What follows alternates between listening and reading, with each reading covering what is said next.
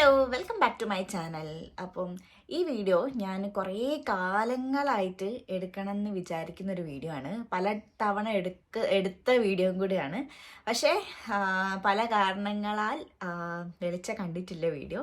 അപ്പം ഇപ്പം വീണ്ടും ഞാൻ ഇത് ഷൂട്ട് ചെയ്യാണ്. ഇതും പോസ്റ്റ് ചെയ്യാതെ ഇരിക്കുമോന്നോ എനിക്കറിയില്ല. അപ്പോൾ ഇത് പോസ്റ്റ് ചെയ്യുന്നുണ്ടെങ്കിൽ നിങ്ങൾ കാണുക. ഇത് എൻ്റെ പ്രഗ്നൻസി ജേണിയാണ്, പ്രഗ്നൻസി സ്റ്റോറിയാണ്, ജേണി അല്ല സ്റ്റോറിയാണ്. അപ്പം ഇത് ഞാൻ ഷെയർ ചെയ്യണോ വേണ്ടയോ എന്നും കുറേ ആലോചിച്ചിട്ടുള്ള കാര്യമാണ്. പിന്നെ ഫൈനലി ഷെയർ ചെയ്യണം എന്ന് പറഞ്ഞാൽ ഉള്ളിൽ ഭയങ്കര സ്ട്രോങ് ആയിട്ടുള്ളൊരു ഇതുണ്ടായിരുന്നു. പക്ഷേ വീഡിയോ എടുത്ത് തുടങ്ങുമ്പം പല കാരണം കൊണ്ട് നമ്മൾ ഹോൾഡ് ബാക്ക് ആവുമെന്ന് പറയില്ലേ, അങ്ങനെയൊക്കെ ആയിട്ട് ആണ് എടുക്കാൻ പറ്റാതെ പോയത്. അപ്പം ഹോപ്പ്ഫുള്ളി ഇത് വീഡിയോ ഞാൻ എടുക്കുമ്പം ഇത് പബ്ലിഷ് ചെയ്ത് കഴിയുകയാണെങ്കിൽ കുറച്ചെങ്കിലും പേർക്ക് അറ്റ്ലീസ്റ്റ് 1 or 2 ഒന്നോ രണ്ടോ പേർക്കെങ്കിലും എന്തെങ്കിലും ഉപകാരം ഉണ്ടാവട്ടെ എന്ന് ഞാൻ ആത്മാർത്ഥമായിട്ട് വിചാരിക്കുന്നു. കാരണം ഒരു സ്റ്റേജ് ഉണ്ടായിരുന്നു എനിക്കും എൻ്റെ ലൈഫിൽ. ഞാൻ കുറേ ഇങ്ങനത്തെ റിലേറ്റഡ് ടോപ്പിക്സ്, പ്രഗ്നൻസി സ്റ്റോറി, അതുകൂടാണ്ട് ഞാൻ കടന്നുപോയ കുറേ കാര്യങ്ങൾ, ഇത് റിലേറ്റഡ് ആയിട്ട് എന്തെങ്കിലും കാര്യങ്ങളൊക്കെ ഷെയർ ചെയ്തും കൊണ്ടുള്ള എന്തെങ്കിലും വീഡിയോസ് ഉണ്ടോ എന്നുള്ളത് ഞാൻ ഭയങ്കരമായിട്ട് സെർച്ച് ചെയ്ത ഒരു പീരീഡ് ഉണ്ടായിരുന്നു. അപ്പോൾ ആ സമയത്ത് കുറച്ച് വീഡിയോസ് കണ്ടിട്ടുണ്ടായിരുന്നു. പക്ഷെ ഞാൻ മലയാളീസിൻ്റെ വീഡിയോസ് ഒന്നും കണ്ടിട്ടില്ല. നമ്മൾ എന്തെങ്കിലും ഒരു സിറ്റുവേഷനിലൂടെ കടന്നു പോകുന്ന സമയത്ത് നമ്മൾ ആഗ്രഹിക്കുമല്ലോ ഒരു പിയർ ഗ്രൂപ്പ് ഉണ്ടായിരുന്നെങ്കിൽ. പിയർ ഗ്രൂപ്പ് എന്ന് പറയുമ്പോൾ ഒരു സപ്പോർട്ട് ഗ്രൂപ്പ്, നമ്മളെ പോലെ തന്നെ അതേപോലെ കഷ്ടപ്പെടുന്ന ആൾക്കാരെന്നല്ല, പക്ഷെ നമ്മൾ ഗോ ത്രൂ ചെയ്യുന്ന അതേ കാര്യങ്ങൾ ഗോ ത്രൂ ചെയ്യുന്ന ആൾക്കാർക്ക് നമുക്ക് അങ്ങോട്ടും ഇങ്ങോട്ടും പരസ്പരം മനസ്സിലാവുള്ളൂ. നമ്മൾ എന്തിലൂടെയാണോ കടന്നു പോയത് ആ കാര്യത്തിലൂടെ കടന്നു പോകുന്ന ഒരാൾക്ക് മാത്രമേ അത് മനസ്സിലാക്കാൻ വേണ്ടി പറ്റുള്ളൂ. അപ്പം അങ്ങനത്തെ ആൾക്കാരുണ്ടോ എന്നുള്ളത് ഞാൻ കുറേ തപ്പിയിട്ടുണ്ടായിരുന്നു. അപ്പം ആർക്കെങ്കിലും ഉപകാരപ്പെടുകയാണെങ്കിൽ ഉപകാരപ്പെടട്ടെ എന്ന് വെച്ചിട്ടാണ് ഞാൻ ഈ വീഡിയോ ചെയ്യുന്നത്. അപ്പോൾ നമുക്ക് സംഭവത്തിലേക്ക് കടക്കാം. അപ്പോൾ എൻ്റെ പ്രഗ്നൻസി സ്റ്റോറി സ്റ്റാർട്ട് ചെയ്യുന്നത് ജാനുവരിയിലാണ്. അപ്പം ഞാൻ പ്രഗ്നൻ്റ് ആണെന്ന് ഞാൻ അറിയുന്നത് ജാനുവരി എൻഡിലേക്കാണ്. അപ്പോൾ പ്രഗ്നൻസി അറിഞ്ഞതിന് ശേഷം ആസ് യൂഷ്വൽ നമ്മൾ എല്ലാവരും വിളിച്ചറിയിക്കുന്നു, ആ സംഭവങ്ങളൊക്കെ ഉണ്ടായി. അപ്പം ഒരു 2 ദിവസത്തിന് ശേഷം തന്നെ എനിക്ക് ബ്ലോട്ടിംഗ് ഒക്കെ ഉണ്ടായിരുന്നു. അത് ഭയങ്കര നോർമലാണല്ലോ നമുക്ക് പ്രഗ്നൻസി സ്റ്റാർട്ടിങ് സമയത്തും. കുറേ ആൾക്കാർക്ക് ത്രൂ ഔട്ട് ഉണ്ടാവുന്നൊക്കെ കേട്ടിട്ടുണ്ട്. അപ്പം അങ്ങനെയൊക്കെ ഉണ്ടായിരുന്നു. പിന്നെ ഒരു 1 വീക്ക് ഒക്കെ കഴിഞ്ഞപ്പോഴത്തേക്ക്, അറിഞ്ഞതിന് ശേഷം 1 വീക്ക് കഴിഞ്ഞപ്പോഴേക്ക് തന്നെ എനിക്ക് ഭയങ്കരമായിട്ടുള്ള നോസിയ, ഭയങ്കര ഛർദി, അങ്ങനത്തെ ഒരു ഇതായിരുന്നു. എനിക്ക് ഒരു സ്മെല്ലും പറ്റില്ലായിരുന്നു. പ്രത്യേകിച്ച് നമ്മുടെ മല്ലിപ്പൊടീൻ്റെ സ്മെല്ല്, അങ്ങനത്തെ ഒരു നമുക്ക് ഫുഡ് ഉണ്ടാക്കുന്ന ഒരു സ്മെല്ലേ ഒട്ടും പറ്റാത്തൊരു ഇതായിരുന്നു. അതുകൊണ്ട് ഞാൻ കുക്കിംഗ് മൊത്തം സ്റ്റോപ്പ് ചെയ്തു. പിന്നെ എൻ്റെ ഹസ്ബൻഡാണ് പിന്നെ കുക്കൊക്കെ ചെയ്ത് തരാറ്. ഓഫീസ് കഴിഞ്ഞ് വന്നിട്ട് കുക്ക് ചെയ്യും. ആ ഒരു റുട്ടീനിലായിരുന്നു പോകുന്നത്. അപ്പോൾ ആ സമയത്ത് കുക്ക് ചെയ്യുന്ന സമയത്ത് ഞാൻ മൂക്ക് പൊത്തിയിട്ടൊക്കെയായിരുന്നു ഇരിക്കാറ്. ഒട്ടും എനിക്ക് സ്മെല്ല് പറ്റില്ലായിരുന്നു. അപ്പം സ്മെല്ല് ഉണ്ടെങ്കിലും ഇല്ലെങ്കിലും കൂടെ ഉള്ളൊരു സാധനമായിരുന്നു ഛർദി. ഭയങ്കരമായിട്ടുള്ള വൊമിറ്റിംഗ് ആയിരുന്നു. അപ്പോൾ ഒരു ദിവസം ഞാൻ 5-6 തവണയൊക്കെ ഛർദിക്കായിരുന്നു. പിന്നെ അതുകൊണ്ട് എനിക്ക് ബുദ്ധിമുട്ട് വന്നത് വെള്ളം പോലും കുടിക്കുമ്പോൾ ഛർദ്ദിക്കുന്ന ഒരു അവസ്ഥയായിരുന്നു.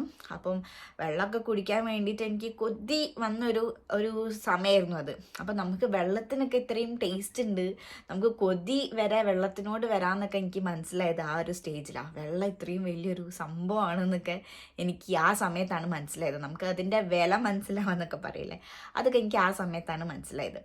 അപ്പം ചില ദിവസങ്ങളിലൊക്കെ നമുക്ക് ദാഹിച്ചിരുന്നിട്ട് കുറച്ച് വെള്ളം കുടിച്ചിനെങ്കിൽ എന്തൊരു രസമായിരുന്നു എന്നൊക്കെ തോന്നിയ സമയമുണ്ട്. ഒരു തുള്ളി കുടിക്കല്ലേ, ഒരു സിപ്പ് എടുക്കല്ലേ, അങ്ങനെയൊക്കെ വിചാരിച്ചിട്ട് എടുത്തിട്ട് അതും പോയി ഛർദ്ദിക്കുന്ന ഒരു ടൈം പീരീഡ് ആയിരുന്നു അത്.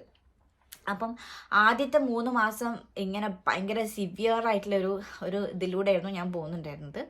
അപ്പം കുറേ നമ്മൾ ആൾക്കാരോടൊക്കെ സംസാരിക്കുമ്പോൾ ഞാൻ കുറേ വായിച്ചറിഞ്ഞതൊക്കെ വെച്ചിട്ട് കുറേ ഞാൻ കേട്ടിട്ടുള്ളത് ഈ ഫസ്റ്റ് 3 months ഭയങ്കര ബുദ്ധിമുട്ടുള്ള ആൾക്കാരാണെങ്കിലും, ഇനിയിപ്പോൾ എനിവേ ബുദ്ധിമുട്ടാണെങ്കിലും ഇല്ലെങ്കിലും ഈ 3 മാസം കഴിഞ്ഞ് കഴിഞ്ഞാൽ നമുക്ക് ഇതിൻ്റെ ഒരു പ്രശ്നവും ഇല്ലാത്തൊരു സ്റ്റേജാണ്. നമുക്ക് നല്ല രസമുള്ളൊരു സ്റ്റേജാണ് ഈ 3 months കഴിയുകയാണെങ്കിൽ. അതിൻ്റെ ഒരു ബുദ്ധിമുട്ടും ഇല്ല, നമ്മൾ കംപ്ലീറ്റ് ആയിട്ട് പഴയ പോലെ തന്നെ ഫ്രീ ആയി. പക്ഷേ ടമ്മി വലുതാവുക മാത്രം ചെയ്യും. നമ്മൾ നല്ലോണം എൻജോയ് ചെയ്യുന്നൊരു പീരീഡാണ് 4th month മുതൽ എന്നുള്ളതാണ് ഞാൻ കേട്ടത്. അപ്പം 3 months തീർന്നു കിട്ടാൻ വേണ്ടി ഞാൻ വെയിറ്റിംഗ് ആയിരുന്നു. എനിക്കറിയാം ഞാൻ മര്യാദയ്ക്ക് ഭക്ഷണം കഴിക്കാറില്ല. എനിക്ക് കഴിക്കണം എന്ന് ആഗ്രഹമുണ്ട്. നമ്മൾ കുറേ ഇതിലൊക്കെ കണ്ടിട്ടുണ്ടാകും, കുറേ ആൾക്കാർ പറയുന്നത് കേട്ടിട്ടുണ്ടാകും, നല്ല ഫുഡ് കഴിക്കണം ഈ സമയത്ത്, അങ്ങനെയാണെങ്കിൽ കുട്ടിക്ക് അത് കിട്ടുള്ളൂ ഇത് കിട്ടുള്ളൂ. അപ്പോൾ അതൊക്കെ എനിക്ക് ഫോളോ ചെയ്യണം എന്ന് ആഗ്രഹം ഉണ്ടെങ്കിലും എനിക്ക് അതിലൊരു സാധനം പോലും വരയ്ക്ക് ഫോളോ ചെയ്യാൻ പറ്റിയിട്ടുണ്ടായിരുന്നില്ല. കാരണം അത്രയും സിവിയർ വോമിറ്റിങ്ങിലൂടെയും ഒക്കെയായിരുന്നു ഞാൻ കടന്നു പോകുന്നുണ്ടായിരുന്നത്. അങ്ങനെ ഒരു ഓൾമോസ്റ്റ് എൻഡ് ഓഫ് 3 months എനിക്ക് മെല്ലെ മെല്ലെ ആ വൊമിറ്റിംഗ് ഒക്കെ കുറഞ്ഞു വന്നു. അപ്പോൾ 4, 5, 6 തവണയൊക്കെ ഛർദ്ദിച്ചുകൊണ്ടിരുന്ന ഞാൻ മെല്ലെ ഒരു 3-4 തവണയായി. പിന്നെ മെല്ലെ ഒരു 1-2 തവണയൊക്കെയായി. പിന്നെ ഒരു ദിവസത്തിൽ ഒരു ഛർദിയായി. അങ്ങനെ മെല്ലെ മെല്ലെ ഛർദി നിന്നു. അപ്പോൾ ഓൾമോസ്റ്റ് എൻ്റെ 3 months കഴിഞ്ഞ് ഞാൻ 4th monthലേക്ക് സ്റ്റാർട്ട് ചെയ്തു. അപ്പോൾ ആ ഒരു സമയത്ത് സ്റ്റാർട്ട് ചെയ്തപ്പോഴത്തേക്ക് പിന്നെ എനിക്ക് ഇത്രയും ഈ ഒരു 3 മാസം ചെയ്യാൻ പറ്റാത്ത കാര്യങ്ങളൊക്കെ ചെയ്യാൻ വേണ്ടിയിട്ടും പോകാൻ പറ്റാത്ത സ്ഥലത്തൊക്കെ പോകാനും എല്ലാം കുറച്ചും കൂടെ ഹാപ്പി ആയിട്ട് നമ്മൾ ആ പ്രഗ്നൻസി എന്താ പറയുക ആ ഒരു ടൈം എൻജോയ് ചെയ്തിട്ട് എല്ലാ കാര്യങ്ങളും ചെയ്യുക, ആ ഒരു മൈൻഡായിരുന്നു എനിക്ക് 4th month മുതൽ. അങ്ങനെ ഞാൻ പിന്നെ കുട്ടി നമ്മൾ ട്രിപ്പൊക്കെ പോയി, വളരെ കുട്ടി ട്രിപ്പ് കേട്ടോ, ലോങ് ഡ്രൈവ് ഒന്നല്ല, ചെറിയ ട്രിപ്പും അങ്ങനെയൊക്കെ ആയി പോയി നിൽക്കുന്ന സമയത്ത് ഒരു ദിവസം ഞങ്ങൾ സിനിമ കാണാൻ പോയി. നമ്മുടെ PS2 ആണ് തോന്നുന്നു, PS2 ആണെന്നാണ് എൻ്റെ ഒരു ഓർമ്മ. അത് കാണാൻ PS1 ആണോ 2 ആണോ എന്ന് എനിക്ക് കറക്റ്റ് ഓർമ്മയില്ല. അപ്പോൾ 2023 ഇത് സംഭവിക്കുന്നത്. അപ്പം ഏതാ സിനിമ എന്നുള്ളത് നോക്കുക. അപ്പോൾ ആ സിനിമ കാണാൻ വേണ്ടി പോയി. അപ്പോൾ അത് നൈറ്റ് ഷോ ആയിരുന്നു. അപ്പം അതിലും ഒരു എന്താ പറയുക, ഞാൻ കുറേ ആൾക്കാരെ റീൽസ് കണ്ടിട്ടുണ്ട് സിനിമ കാണാൻ വേണ്ടി പോകുന്നത്, ഭയങ്കര വയറൊക്കെ ആയിട്ട്. അപ്പോൾ സിനിമ കാണാൻ പോകുന്നത് ഇത്ര വലിയ ഒരു പ്രശ്നം ആണെന്ന് എനിക്ക് തോന്നിയിട്ടില്ല. കാരണം വയറും സിനിമയും തമ്മിൽ ഇല്ലെങ്കിൽ ഒച്ചയും തമ്മിൽ ഇത്ര പ്രശ്നമുണ്ടോ എനിക്കറിയില്ല. മേ ബി ഉണ്ടാവാം, പക്ഷേ ഇതുകൊണ്ടാണോ എന്നൊന്നും എനിക്കറിയില്ല എന്തുകൊണ്ടാണ് ഇങ്ങനെ സംഭവിച്ചതെന്നുള്ളത്. അങ്ങനെ സിനിമ കാണാൻ വേണ്ടി പോയി. സിനിമ കഴിഞ്ഞു, രാത്രിയാണ് നൈറ്റ് ഷോനാണ് പോയത്. കഴിഞ്ഞ് ഞങ്ങൾ തിരിച്ച് വീട്ടിലെത്തി, ഉറങ്ങി കഴിഞ്ഞ ശേഷം ഒരു 2-2:30 ആയ സമയത്ത് എനിക്ക് ഒരു ഗഷ് ഫീൽ ചെയ്തു. ഭയങ്കരമായിട്ട് ഒരു എന്താ പറയുക, ഒരു ലീക്ക് ചെയ്യുന്ന പോലത്തെ ഒരു ഫീലിംഗ് വന്നിട്ടുണ്ടായിരുന്നു.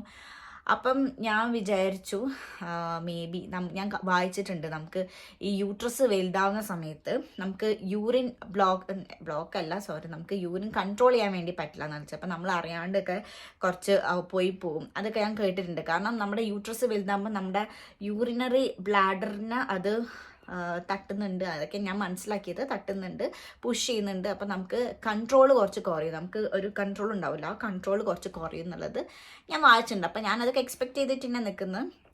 പ്രഗ്നൻസി സമയത്ത് വരാൻ പോകുന്ന കാര്യങ്ങളൊക്കെ നമ്മൾ ഓൾറെഡി നോക്കി വെച്ചിട്ടുണ്ടാവുമല്ലോ. അങ്ങനെ അപ്പം ഞാൻ അതാണെന്നാണ് വിചാരിച്ചത്. അപ്പോൾ ഒരു 2:30 ആവുന്ന സമയത്ത് ഞാൻ ബാത്റൂമിൽ പോയി, ഞാൻ ഫ്രഷായി വീണ്ടും കിടക്കാൻ വന്നു. വീണ്ടും ഒരു 4-4:30 ആവുന്ന സമയത്ത് ഇതേപോലെ തന്നെ ഭയങ്കരമായിട്ട് വീണ്ടും വാട്ടർ ലീക്കാവുന്ന പോലെ. അപ്പം ഞാൻ വീണ്ടും ഇതന്നെ വിചാരിച്ചു. പക്ഷേ ഒരു പേടി ഉണ്ടായിരുന്നു, എന്താണെന്നൊന്നും എനിക്ക് മനസ്സിലാവില്ല. ഇങ്ങനെയൊക്കെ ലീക്കാവുമോ എന്ന് എനിക്കറിയില്ല.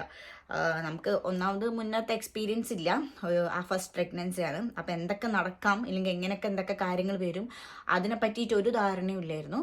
അതുകൂടാണ്ട് ഞങ്ങളിവിടെ ഒറ്റയ്ക്കായിരുന്നു താമസിക്കുന്നത്, പാരൻസ് ആരും ഇല്ല. അപ്പോൾ ആരോടും പെട്ടെന്ന് ചോദിക്കാനോ ഒന്നും ആരും ഉണ്ടായിരുന്നില്ല. അപ്പോൾ ഇത് നോർമലാണോ അബ്നോർമലാണോ എന്താണെന്ന് അറിയാത്തതുകൊണ്ട് ഞാൻ അപ്പം തന്നെ സഗുനെ വിളിച്ചു. സഗു എന്ന് പറയുന്നത് എൻ്റെ ഹസ്ബൻഡ്, അവനെ വിളിച്ചു. അപ്പോൾ വിളിച്ച് കഴിഞ്ഞപ്പം നമുക്കൊരു സംശയം, എന്താ ചെയ്യേണ്ടത്, ഡോക്ടറെ കാണേണ്ട ആവശ്യമുണ്ടോ ഇല്ലേ എന്നൊക്കെ അറിയാൻ വേണ്ടി ഞാൻ എൻ്റെ ഫ്രണ്ടിനോട് കൂടെ ചോദിക്കാമെന്ന് വെച്ചു. അപ്പോൾ ഫ്രണ്ട് പറഞ്ഞു ഇത് അത്ര നോർമലാണെന്ന് തോന്നില്ല. ഫ്രണ്ടും സെയിം ടൈം ഞങ്ങൾ ഒരേ ടൈമിൽ പ്രഗ്നൻ്റ് ആയിരുന്നു. അപ്പം അവൾക്ക് അത് അത്ര നോർമലായി തോന്നിയില്ല, നീ ഒന്ന് എമർജൻസി പോകുമെന്ന് പറഞ്ഞു. അപ്പോഴും എനിക്കൊരു സംശയമായിരുന്നു, അത്ര അത്യാവശ്യം ഉണ്ടോ ഇത്, എമർജൻസി പോകേണ്ട മാത്രം. കാരണം കുറച്ച് വെള്ളം വെച്ചാൽ ഒരു യൂറിൻ ലീക്കേജോ എന്തോ ഒന്നും ആയിന്നല്ലേ ഉള്ളൂ എന്നുള്ള ആ ഒരു മൈൻഡായിരുന്നു എനിക്ക്. അങ്ങനെ വീട്ടിലേക്ക് വിളിച്ച് ചോദിച്ചപ്പോൾ വീട്ടിൽ നിന്നും പറഞ്ഞത് അത്ര നോർമൽ അല്ലല്ലോ, നീ എന്തായാലും ഒന്ന് പോയി നോക്കി നോക്കുമെന്ന് പറഞ്ഞു. അങ്ങനെ ഒരു 4:30-5 മണി ടൈമിലാണ് ഞങ്ങൾ ഹോസ്പിറ്റലിലേക്ക് പോകുന്നത്. അങ്ങനെ ഹോസ്പിറ്റലിൽ പോയിട്ട് അവരോട് പറഞ്ഞു ഇങ്ങനെ വാട്ടർ ലീക്ക് ചെയ്യുന്നുണ്ട് എന്നുള്ളത്. ഞാൻ ഈ സമയത്ത് എൻ്റെ മിഡ് വൈഫിനെ വിളിച്ചിട്ടുണ്ടായിരുന്നു. അപ്പം മിഡ് വൈഫിനോട് സംസാരിച്ചപ്പം മിഡ് വൈഫ് അത് പറഞ്ഞിട്ടുണ്ടായിരുന്നത് വാട്ടർ ബ്രേക്ക് ആണോ എന്ന് പേടിയുണ്ട്, എത്രയും പെട്ടെന്ന് തന്നെ വേഗം ഫ്ലാറ്റായിട്ട് കിടക്കാൻ, ഇങ്ങനെ ഇരിക്കുകയും നടക്കുകയും ചെയ്യില്ല, ഫ്ലാറ്റായിട്ട് കിടക്കും തോന്നുന്നു. അപ്പം ഓക്കെ, ആ സമയത്താണ് ഞാൻ റിസപ്ഷനിൽ പോയിട്ട് നേഴ്സിനോട് പറഞ്ഞത് എൻ്റെ മിഡ് വൈഫ് സസ്പെക്ട് ചെയ്യുന്നുണ്ടത് ഇത് വാട്ടർ ബ്രേക്ക് ആണ് എന്നുള്ളതാണ്, ഫ്ലാറ്റായിട്ട് കിടക്കാൻ വേണ്ടിയിട്ട് അവർ പറഞ്ഞിട്ടുണ്ടെന്ന് പറഞ്ഞു. അപ്പം അവർ പറഞ്ഞു ഞങ്ങൾക്ക് തോന്നില്ല ഇത് കണ്ടിട്ട് വാട്ടർ ബ്രേക്ക് ആണെന്നുള്ളത്, അവിടെ ഇരുന്നോളാൻ വേണ്ടി പറഞ്ഞു, വെയിറ്റ് ചെയ്യാൻ തന്നെ പറഞ്ഞു. അങ്ങനെ 4:30-5 മണി സമയത്ത് ഞങ്ങൾ അവിടെ എത്തി. ഒരു 8 മണി വരെ അവിടെ ഡോക്ടറിനെ വെയിറ്റ് ചെയ്തിരുന്നു. കാരണം നമ്മുടെ നാട്ടിലത്തെ പോലെയല്ല, ഇവിടെ ഡോക്ടർമാരൊക്കെ കിട്ടാൻ കുറച്ച് പണിയാണ്. അതും ഞങ്ങൾ എമർജൻസിയിലാണ് പോയത്. അപ്പോൾ 8 മണിയാവും ഡോക്ടർ എത്താൻ വേണ്ടിയിട്ട്. അതുവരെ നമ്മൾ അവിടെ വെയിറ്റ് ചെയ്തു. അങ്ങനെ ഡോക്ടേഴ്സ് വന്നു. 8 മണി സമയമൊക്കെ ആയപ്പം അവർ വന്നു, ടെസ്റ്റ് ചെയ്തു. നമ്മുടെ യൂറിൻ ടെസ്റ്റ് ഉണ്ടായിരുന്നു, പിന്നെ ബെഡ് സൈഡ് സ്കാൻ ചെയ്തു അവർ. അപ്പോൾ ബെഡ് സൈഡ് സ്കാൻ ചെയ്തപ്പം അവർക്കൊരു സംശയം തോന്നി, ഫ്ലൂയിഡ് കുറച്ച് കുറവാണോ എന്നൊരു സംശയം ഉണ്ടെന്ന് പറഞ്ഞു. കാരണം ബെഡ് സൈഡ് സ്കാൻ എന്ന് പറയുമ്പം എന്താ പറയുക, അത്യാവശ്യം നമുക്ക് കാര്യങ്ങളൊക്കെ മനസ്സിലാക്കാൻ വേണ്ടിയിട്ടുള്ള ഒരു ഇതാണ്, ഭയങ്കര ഡീറ്റെയിൽ ആയിട്ട് മനസ്സിലാവില്ല. അപ്പോൾ അവരൊരു സംശയം പറഞ്ഞു, അൾട്രാസൗണ്ട് നമ്മൾ ശരിക്കും അൾട്രാസൗണ്ട് ചെയ്താലേ നമുക്ക് ക്ലിയർ ആയിട്ടുള്ളത് മനസ്സിലാവുള്ളൂ. അങ്ങനെ അത് ചെയ്യുന്നു. പിന്നെ യൂറിൻ ടെസ്റ്റ് എടുത്തപ്പം ടെസ്റ്റ് പ്രകാരം UTI ഉണ്ടായിരുന്നു. അപ്പം എന്നെ അവിടുന്ന് ഡിസ്ചാർജ് ചെയ്യുന്ന സമയത്ത് അവർ പറഞ്ഞിട്ടുണ്ടായിരുന്നത് UTI ഉണ്ട്.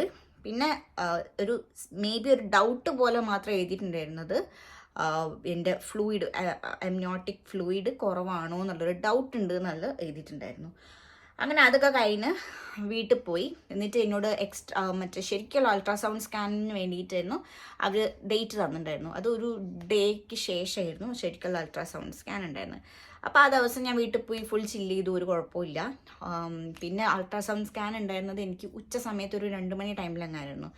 ഞാൻ വീട്ടിൽ പോയി നെക്സ്റ്റ് ഡേ ഫുള്ള് ചില്ലായിരുന്നു. അതിൻ്റെ നെക്സ്റ്റ് ഡേ ആയിരുന്നു സ്കാൻ ഉണ്ടായിരുന്നത്. അന്ന് ഞാൻ ബിരിയാണി ഉണ്ടാക്കാമെന്നൊക്കെ വെച്ചിട്ട് ബിരിയാണീൻ്റെ ഫുൾ സംഭവങ്ങൾ റൈസ് കുക്ക് ചെയ്ത് വെച്ചു. അങ്ങനെ ഓരോ പരിപാടികളൊക്കെ ചെയ്ത് വെച്ചു.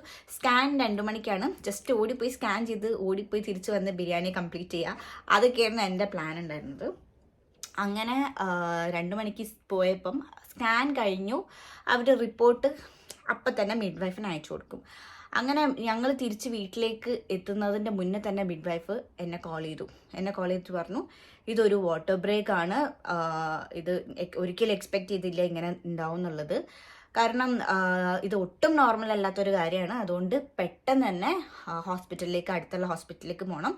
ഞാൻ വിളിച്ചവരോട് കാര്യങ്ങളൊക്കെ പറഞ്ഞിട്ടുണ്ട്, അതുകൊണ്ട് ഒട്ടും വൈകിക്കേണ്ട എന്ന് പറഞ്ഞു. അപ്പം ഞാൻ പെട്ടെന്ന് നമ്മൾ ടെൻഷൻ, എന്താവും നമുക്കൊന്നും മനസ്സിലാവുന്നില്ല. ഞാൻ വാട്ടർ ബ്രേക്ക് എന്ന് പറഞ്ഞാൽ തന്നെ സത്യം പറയുകയാണെങ്കിൽ വലിയ ധാരണയൊന്നുമില്ല ഇതെന്താ സംഭവം എന്നൊന്നും. അപ്പോൾ ഇത് ഭയങ്കര സീരിയസ് പ്രശ്നമാണോ ഒന്നും ഞങ്ങൾക്ക് രണ്ടുപേർക്കും അറിയുന്നുണ്ടായിരുന്നില്ല. അപ്പോൾ ഞങ്ങൾ അതേപടി തന്നെ ഓക്കെ എന്ന് പറഞ്ഞിട്ട് നേരെ പോയിട്ട് ഹോസ്പിറ്റലിൽ പോയി. അങ്ങനെ അവരെ പറഞ്ഞു, അവിടെയും കുറേ നേരം വെയിറ്റ് ചെയ്തു. അങ്ങനെ അവർ സ്കാൻ റിപ്പോർട്ടൊക്കെ നോക്കി അവർ പറഞ്ഞു എൻ്റെ ഫ്ലൂയിഡ് മൊത്തം പോയതാണ്. അതായത് നമ്മളൊരു അമ്നിയോട്ടിക് സാക്ക് ഉണ്ടാവും, നമ്മളെ യൂട്രസിൽ ഒരു സാക്കിലാണ് നമ്മുടെ ബേബി ഉണ്ടാവുക. ഈ സാക്കിൽ ഒരു ഫ്ലൂയിഡ് ഉണ്ടാവും, അതിനാണ് അമ്നിയോട്ടിക് ഫ്ലൂയിഡ് എന്ന് പറയുന്നത്. ഈ ഫ്ലൂയിഡ് കുട്ടിക്ക് വളരെ അത്യാവശ്യമാണ്, കുട്ടിക്ക് ഗ്രോ ചെയ്യാൻ വേണ്ടിയിട്ട്, ലങ് ഡെവലപ്മെൻറ്റിനും എല്ലാത്തിനും ഇത് ഭയങ്കര അത്യാവശ്യമാണ്. അപ്പോൾ ഇത് ശ്വസിച്ചിട്ടാണ് മൂക്ക് കൂടെ എടുത്തിട്ട് വായക്കൂടെ ഒക്കെ എടുത്തിട്ടാണ് കുട്ടി ശ്വസിക്കാൻ പഠിക്കുന്നതും. അതുപോലെ തന്നെ ലങ് ഉള്ളിൽ ഇങ്ങനെ ചപ്പി നിൽക്കുന്ന ലങ് ആയിരിക്കും. അതാണ് ഇതൊക്കെ ഞാൻ എൻ്റെ എനിക്ക് മനസ്സിലായ കാര്യം കേട്ടോ.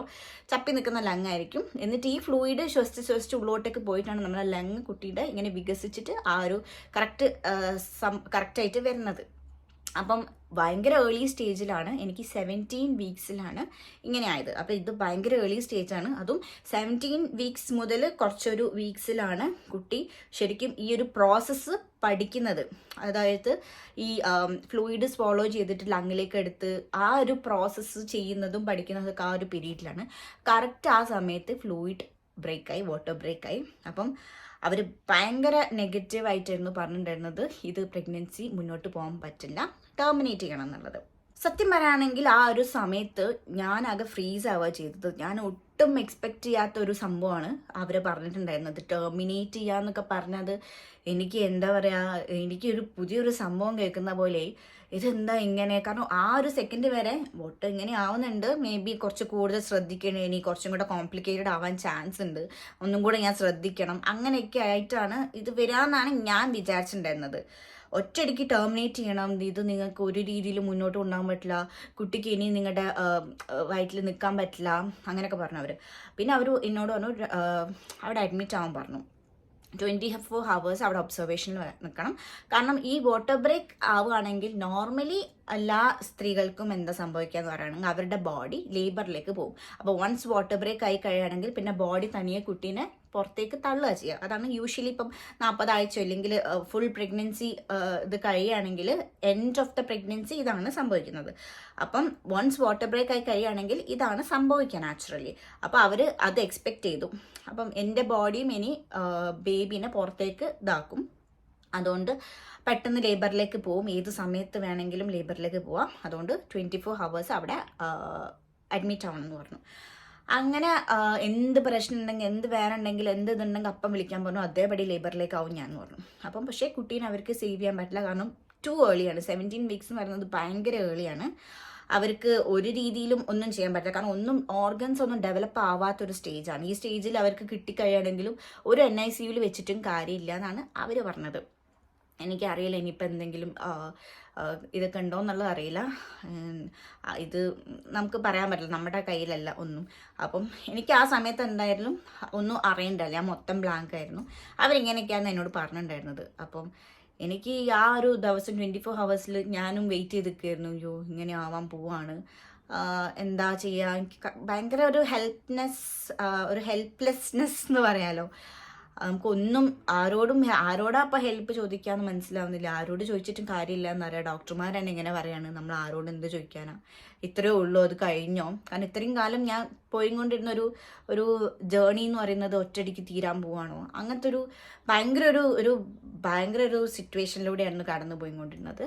പക്ഷേ എന്തോ കാരണം കൊണ്ട് ആ 24 hours എൻ്റെ ബോഡി ഒന്നും ആയിട്ടില്ല, പുറത്തേക്കൊന്നും ആയിട്ടില്ല. അങ്ങനെ അവർ പറഞ്ഞു ഡിസ്ചാർജ് ചെയ്യാണ്. 1 weekൻ്റെ ഉള്ളിൽ തന്നെ മാക്സിമം പോയിന്റ് ഒരാഴ്ച അതിൻ്റെ ഉള്ളിൽ തന്നെ നിങ്ങളുടെ ബോഡി പുറത്തേക്ക് ഇങ്ങനെ ലേബറിലേക്കാവും. അപ്പോൾ ഒട്ടും വൈകരുത്, എത്രയും പെട്ടെന്ന് തന്നെ ഇങ്ങോട്ട് വരണം, അങ്ങനെയൊക്കെ പറഞ്ഞു. അപ്പം ഓക്കെ അങ്ങനെ പറഞ്ഞിട്ട് വീണ്ടും ഞങ്ങൾ വീട്ടിലേക്ക് പോയി. അപ്പോഴും ഒരു കാര്യം എന്താണെന്ന് പറയുകയാണെങ്കിൽ ഹാർട്ട് ബീറ്റ് ഉണ്ട് ബേബിക്ക് കേട്ടോ. അവർ ചെക്ക് ചെയ്യുമ്പോൾ ഹാർട്ട് ബീറ്റ് ഉണ്ട്, പക്ഷേ ഇത് മുന്നോട്ട് പോവില്ല. കാരണം ഹാർട്ട് ബീറ്റ് എത്രയും പെട്ടെന്ന് തന്നെ മെല്ലെ മെല്ലെ നിൽക്കും, കാരണം ഫ്ലൂയിഡ് ഇല്ല. ഫ്ലൂയിഡ് വേണം കുട്ടിക്ക് അവിടെ നമുക്ക് സ്റ്റേ ചെയ്യണമെന്നുണ്ടെങ്കിൽ. അപ്പം അതില്ലാണ്ട് സ്റ്റേ ചെയ്യാൻ പറ്റില്ല അവർക്ക്. അപ്പം ഇവൻച്വലി ഹാർട്ട് ബീറ്റ് പോകുന്നുള്ളൂ. അപ്പോൾ ആ ഒരു 1 week ഉള്ളിൽ തന്നെ വീണ്ടും ബോഡി ലേബറിലേക്ക് പോകും, ഹാർട്ട് ബീറ്റ് നിന്ന് പോകുന്നൊക്കെ ഉള്ള ഭയങ്കരമായിട്ടുള്ളൊരു നമ്മളെ ഭയങ്കര ഹോണ്ട് ചെയ്യുന്ന ഒരു സംഭവമൊക്കെ. അത് കടന്നു പോകും, നമ്മളെ ബോഡിയിൽ അതൊക്കെ നടന്നുകൊണ്ടിരിക്കുകയാണ്, നമ്മളെ ഉള്ളിൽ തന്നെ കുട്ടി ഇല്ലാണ്ടാവോ, ആ ഒരു സംഭവമൊക്കെ ഭയങ്കര എന്നെ പേടിപ്പെടുത്തുന്നുണ്ടായിരുന്നു. അങ്ങനെ ആ ഒരു വീക്കും കഴിഞ്ഞു. അങ്ങനെ ആ വീക്കും ഒന്നും സംഭവിച്ചില്ല. പിന്നുള്ളത് അവർ ആഴ്ചയിൽ എന്നോട് 2 ദിവസം വന്ന് ഹോസ്പിറ്റലിൽ വരണം, എന്നിട്ട് ബെഡ് സൈഡ് സ്കാൻ ചെയ്യും, ടെസ്റ്റും ചെയ്യും. കാരണം എന്താ പറയുകയാണെങ്കിൽ ഈ ഒരു സമയത്ത് നമ്മൾ ഫ്ലൂയിഡ് ബ്രേക്കായി, ഉള്ളിൽ ഒരു സംഭവം ബ്രേക്കായി. അപ്പോൾ ആ ഒരു സമയത്ത് നമുക്ക് ഇൻഫെക്ഷൻ വരാനുള്ള ചാൻസ് ഭയങ്കര കൂടുതലാണ്. അങ്ങനെ പെട്ടെന്നായിരിക്കും ഇൻഫെക്ഷൻ വരിക. പെട്ടെന്ന് ഇൻഫെക്ഷൻ അഥവാ പിടിച്ചു കഴിഞ്ഞാൽ പിന്നെ നമുക്ക് പെട്ടെന്ന് അവർക്ക് ഒന്നും ചെയ്യാൻ പറ്റില്ല. കാരണം ഇൻഫെക്ഷൻ വൺസ് നമുക്ക് ഇതായി കഴിയുകയാണെങ്കിൽ നമ്മുടെ എൻ്റെ ഓർഗൻസ് ഓരോന്നായിട്ട് പെട്ടെന്ന് ഫെയിലാവും. അതുപോലെ തന്നെ യൂട്രസ് എനിക്ക് ചിലപ്പോൾ റിമൂവ് ചെയ്യേണ്ടി വരും. ഓക്കെ സോറി, ഫോണൊന്ന് കട്ടായിപ്പോയി. ഓക്കെ, അപ്പോൾ ഈ 2 കാര്യമാണ് എന്നോട് പറഞ്ഞിട്ടുണ്ടായിരുന്നത്. അപ്പം ഫസ്റ്റത്തെ കാര്യം എന്ന് പറയുന്നത് എൻ്റെ യൂട്രസ്, ഞാനിത് കണ്ടിന്യൂ ചെയ്യുകയാണെങ്കിൽ എൻ്റെ യൂട്രസ് റിമൂവ് ചെയ്യേണ്ടി വരും. കാരണം ഇൻഫെക്ഷൻ എങ്ങാനും യൂട്രസിലേക്ക് വരികയാണെങ്കിൽ പിന്നെ എനിക്ക് പിന്നീട് കൺസീവ് ചെയ്യാൻ വേണ്ടി പറ്റില്ല. രണ്ടാമത്തെ കാര്യം, ഇൻഫെക്ഷൻ യൂട്രസിന് പിടികെട്ട് പിന്നെ പെട്ടെന്ന് വേറെ ഓർഗൻസിലേക്ക് വരാൻ ചാൻസ് ഉണ്ട്. അങ്ങനെ ആവുകയാണെങ്കിൽ അത് എൻ്റെ ലൈഫിന് ഇതാവുന്ന രീതിയിലായിരിക്കും, ഞാൻ മരിച്ചു പോകാൻ ചാൻസ് ഉണ്ട്. ആ രീതിയിലായിരുന്നു അവർ പറഞ്ഞിട്ടുണ്ട്. അപ്പം എനിക്ക് ആഴ്ചയിൽ 2 ദിവസം ഹോസ്പിറ്റലിൽ പോകണം. ആ 2 ദിവസം എനിക്ക് കൗൺസിലിംഗ് ഉണ്ടാവും. കാരണം ഞാൻ എടുക്കുന്ന ഡെസിഷനെ ഇതാക്കിക്കൊണ്ട് അവർ കൗൺസിൽ ചെയ്യും എന്നെ, ഇതാണ് സംഭവിക്കാൻ പോകുന്നത്, അപ്പോൾ ഏറ്റവും നല്ലത് ഇങ്ങനെ ചെയ്യുന്നതാണ്, ടെർമിനേറ്റ് ചെയ്യുന്നതാണ് എന്നുള്ളത് എല്ലാ ആഴ്ചയും 2 തവണ കറക്റ്റായിട്ട് അവരിങ്ങനെ പറയും. അപ്പം നമ്മൾ തന്നെ ഒരു കൺഫ്യൂസ്ഡ് ആയിട്ടുള്ള ഒരു സ്റ്റേജിൽ കൂടെ ആയിരുന്നു പോയിക്കൊണ്ടിരിക്കുന്നത്. കാരണം നമുക്ക് ടെർമിനേറ്റ് ചെയ്യാൻ വയ്യ. കാരണം ഹാർട്ട് ബീറ്റ് ഉണ്ട്. ആ ഹാർട്ട് ബീറ്റ് വെച്ചുകൊണ്ട് നമുക്ക് ടെർമിനേറ്റ് ചെയ്യാനുള്ള ഒരു ഡിസിഷൻ എടുക്കാൻ വേണ്ടി ഭയങ്കര ബുദ്ധിമുട്ടായിരുന്നു. പക്ഷേ ഇവർ ഇങ്ങനെ കണ്ടിന്യൂസ് ആയിട്ട് പറഞ്ഞുകൊണ്ട് നിൽക്കുകയും ചെയ്യുന്നുണ്ടായിരുന്നു. അപ്പം നമ്മൾ അത് തന്നെ ഓവർകം ചെയ്തിട്ട് പോകുന്നൊരു ഇതായിരുന്നു. അത് സാരില്ല, നമുക്ക് ഇങ്ങനെ തന്നെ പോകാൻ നോക്കാം എന്നുള്ളതിൽ തന്നെ പോയിക്കൊണ്ടിരിക്കുകയായിരുന്നു. അങ്ങനെ ഞാൻ ഒരു 1 മന്ത് കംപ്ലീറ്റ് ആയിട്ട് വീട്ടിൽ ബെഡ് റെസ്റ്റിലായിരുന്നു. ജസ്റ്റ് നമ്മൾ വാഷ്റൂം പോകാൻ വേണ്ടിയിട്ട്, ഫുഡ് കഴിക്കാൻ വേണ്ടിയിട്ട് ആ സമയം മാത്രമേ എണീച്ച് ബെഡിൽ നിന്ന് ഇരിക്കുകയുള്ളൂ, ഇല്ലെങ്കിൽ എണീച്ചൊന്ന് നിൽക്കുകയുള്ളൂ. ബാക്കി സമയം മൊത്തം ഫുൾ ഞാൻ ബെഡ് റെസ്റ്റ് ആയിരുന്നു. അതും ലെഫ്റ്റ് സൈഡിലേക്ക് ചെരിഞ്ഞുകൊണ്ടായിരുന്നു ഫുൾ ടൈം കിടക്കുന്നത്. കാരണം ആ സൈഡിലേക്ക് കിടന്നാലാണ് എന്തെങ്കിലും ഒരു തുള്ളി ഫ്ലൂയിഡ് ഉണ്ടെങ്കിൽ അത് ബേബിക്ക് കിട്ടാനുള്ള സാധ്യത എന്നുള്ളത് ഞാൻ ഇവിടെ ഒന്ന് വായിച്ചു. അതുകൊണ്ട് ഫുൾ ടൈം ലെഫ്റ്റിലേക്ക് കിടന്നിട്ടാണ് കിടക്കുന്നുണ്ടായിരുന്നത്. അങ്ങനെ ഒരു മാസം കഴിഞ്ഞു. ഒരു മാസം കഴിഞ്ഞപ്പോഴത്തെ ഓൾമോസ്റ്റ് 22 വീക്സ് ഒക്കെ ആയപ്പോൾ ഞാൻ പിന്നെ അവരോട് ചോദിച്ചു, ഇനി ഒരു വയബിലിറ്റി എന്ന് പറഞ്ഞാൽ കുട്ടീനെ ഒരു 23-24 വീക്സ് ഒക്കെ ആവുകയാണെങ്കിൽ NICUവിലേക്ക് എത്തിക്കുകയാണെങ്കിൽ അവർക്ക് നോക്കാൻ വേണ്ടി പറ്റും, അവർക്ക് രക്ഷിക്കാൻ വേണ്ടിയിട്ട് ശ്രമിക്കാൻ പറ്റും. അപ്പം അതിനാണ് അങ്ങനെ പറയുന്നത്. അപ്പം ഞാൻ അവരോട് ചോദിച്ചു, ഇനിയിപ്പോൾ 22 വീക്സായി, ഇനി എനിക്ക് NICUവിൻ്റെ കാര്യങ്ങളൊക്കെ ഉണ്ടാക്കി തരുമോ, അഥവാ ഞാൻ ലേബറിലേക്ക് പോകണമെങ്കിൽ ബേബീനെ നോക്കാൻ വേണ്ടിയിട്ട് തോന്നും. അങ്ങനെ ഞാൻ ഉണ്ടായിരുന്ന സ്ഥലത്തുനിന്ന് അവർ എന്നെ സിറ്റി ഹോസ്പിറ്റലിലേക്ക് റെഫർ ചെയ്തു. ഇവിടെ സിറ്റി ഹോസ്പിറ്റലിലാണ് ഏറ്റവും നല്ല NICU ഫെസിലിറ്റി ഉള്ളത്. ഏറ്റവും നല്ലതെന്ന് പറയുമ്പോൾ കുറച്ചും കൂടെ നല്ല ഗ്രേഡ് ഉള്ളത്. ഇപ്പോൾ ഭയങ്കര ചെറിയ കുട്ടികളൊക്കെ പ്രസവിക്കുകയാണെങ്കിൽ അവിടെ പ്രസവിക്കുകയാണെങ്കിൽ കുറച്ചും കൂടെ കെയർ കിട്ടാനുള്ളൊരു ഇതാണ് അവിടെ ഉള്ളത്. അപ്പം അങ്ങനെ അങ്ങോട്ടേക്ക് ഷിഫ്റ്റ് ചെയ്യാമെന്ന് പറഞ്ഞു. അല്ല, അങ്ങോട്ട് ഷിഫ്റ്റ് ചെയ്യാമെന്നല്ല, അവിടെയാണ് ഇനി NICU ഉള്ളത്. അപ്പോൾ അവർ പറഞ്ഞു അങ്ങോട്ടേക്ക് എന്നെ ഷിഫ്റ്റ് ചെയ്യണമെങ്കിൽ അവിടുത്തെ ഫീറ്റൽ മെഡിസിൻ ഡിപ്പാർട്ട്മെൻറ്റ് എൻ്റെ കേസ് നോക്കണം. എൻ്റെ കേസ് അവർ ആക്സെപ്റ്റ് ചെയ്യുകയാണെങ്കിൽ മാത്രമേ എന്നെ അങ്ങോട്ടേക്ക് എൻ്റെ കേസ് അങ്ങോട്ടേക്ക് ആക്കാൻ പറ്റുള്ളൂ എന്ന് പറഞ്ഞു. അപ്പം ഞാൻ പിന്നെ അതിനു വേണ്ടി പ്രാർത്ഥന ചെയ്യും, അവരെങ്ങനെയെങ്കിലും ഒന്ന് എൻ്റെ കേസ് ആക്സെപ്റ്റ് ചെയ്യണേ എന്നുള്ളത്. പക്ഷെ പെട്ടെന്ന് തന്നെ എനിക്ക് സിറ്റി ഹോസ്പിറ്റലിൽ നിന്ന് മെസ്സേജ് വന്നു, അവിടുത്തെ അപ്പോയിൻമെൻറ്റ് ഉണ്ടെന്ന് പറഞ്ഞിട്ട്. അങ്ങനെ ഫീറ്റൽ മെഡിസിൻ ഡിപ്പാർട്ട്മെൻറ്റായിട്ട് എനിക്ക് അപ്പോയിൻമെൻറ്റ് ഉണ്ടായിരുന്നു. അങ്ങനെ ഞങ്ങൾ അതിന് പോയി. അപ്പോൾ അവരും വീണ്ടും തന്നെയാണ് പറഞ്ഞത്, സിറ്റുവേഷൻ ശരിക്കും മനസ്സിലായോ, എനിക്ക് എന്താണ് ഞാൻ ഇപ്പോൾ കടന്നു പോകുന്നത്, ഇല്ലെങ്കിൽ ഇതിൻ്റെ ഡേഞ്ചർ എത്രത്തോളം ഉണ്ട് എന്നുള്ളത് മനസ്സിലായോ, ഞാൻ എൻ്റെ ലൈഫിനെ തന്നെ ഇതിൽ വെച്ചുകൊണ്ടാണ് കാര്യങ്ങൾ ഡിസൈഡ് ചെയ്യുന്നതെന്ന് മനസ്സിലായോ, അതൊക്കെ അവർ കറക്റ്റായിട്ട് എല്ലാം ചോദിച്ച് എൻ്റെ മനസ്സിലാക്കലും അവർ മനസ്സിലാക്കിയതും സെയിം ഇതിലാണെന്നുള്ളത് ആക്കിയിട്ടാണ് പിന്നെ മുന്നോട്ട് പോയത്. ഇനി എന്താ ചെയ്യാൻ പറ്റുക എന്നുള്ളത് അവർ പറഞ്ഞത്, എന്തോ സ്റ്റിറോയിഡ്സ്, കുട്ടിയുടെ ലങ് ഡെവലപ്മെൻ്റ് ആണ് ഇപ്പോൾ പ്രശ്നം. അപ്പോൾ അതിന് വേണ്ടിയിട്ട് എന്തോ ഒരു സ്റ്റിറോയിഡ്സ് എനിക്ക്